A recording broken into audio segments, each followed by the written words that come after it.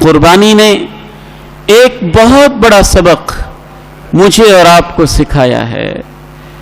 کہ بکرے، دمبے، گائے، بیل اور اس طرح کے جانوروں کو اللہ کی راہ میں لٹا کے ان کی گردنوں پہ چھری چلانے والوں، سب سے پہلے اپنے اندر کی میں کو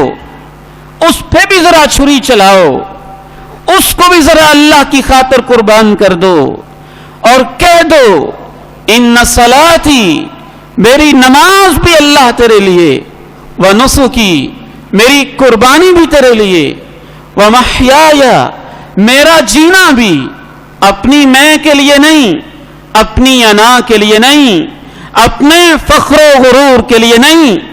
اپنے بنائے ہوئے اور تراشے ہوئے بتوں اور صنم خانوں کے لیے نہیں، ومحیایا، میرا جینا بھی، ومماتی، میرا مرنا بھی، للہ رب العالمین، اس اللہ کے لیے ہے جو تمام جہانوں کا پروردگار ہے، لا شریک لہ وبذالک امرت وانا اول المسلمین، اس کا کوئی شریک نہیں، یہی مجھے حکم ہوا ہے، سب سے پہلے میں خود اللہ کے تمام حکموں کی تعمیل کرتے ہوئے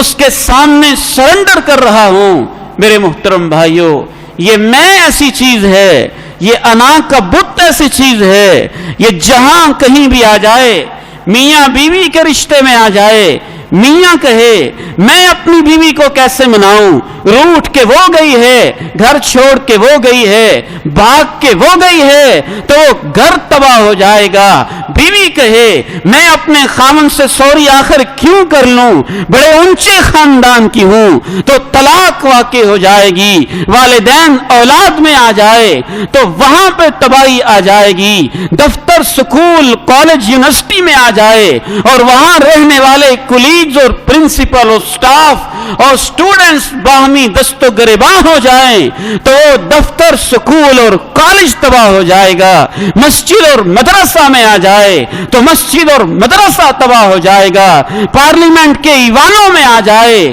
کہ یہ حزب اقتدار ہے، یہ حزب اختلاف ہے، حزب اقتدار سمجھے کہ سچ تو ہمیشہ میرے پاؤں اور میرے جوتے کا غلام ہے، حزب اختلاف سمجھے نہیں یہ ہمیشہ جھوٹے ہی ہوتے ہیں، تو ایسی سیاسی پارٹیاں